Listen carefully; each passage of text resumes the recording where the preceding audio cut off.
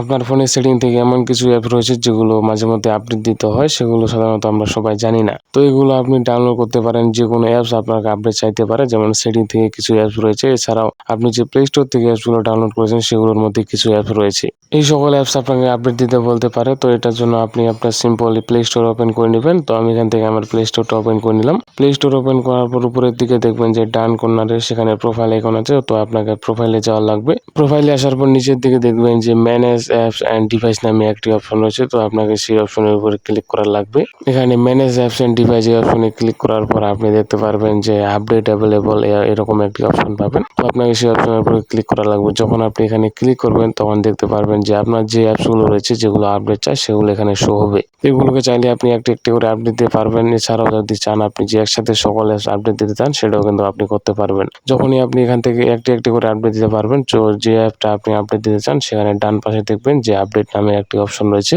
যদি আপনি সেই আপডেট অপশনের উপর ক্লিক করেন তাহলে এটা একটা শুধুমাত্র, অর্থাৎ যে অ্যাপটির উপর আপনি ক্লিক করবেন শুধুমাত্র সেই অ্যাপটি আপডেট হতে থাকবে। এছাড়া যদি চান যে আপনি সকল অ্যাপ একসাথে আপডেট করবেন, তো এর জন্য দেখবেন যে ডান কর্নার উপরের সাইডে আপডেট নামে একটি অপশন আছে। যদি আপনি সেখানে অল আপডেটের উপরে ক্লিক করে দেন তাহলে সেখান থেকে সকল যে অ্যাপস রয়েছে অর্থাৎ সব অ্যাপস কিন্তু একসাথে আপডেট হতে থাকবে। এভাবে আপনি আপনার ফোনের যে অ্যাপসগুলো রয়েছে সেগুলো আপনি এখান থেকে আপডেট করতে পারবেন পরবর্তীতে যে কোনো আপডেট নিউজ পাওয়ার জন্য।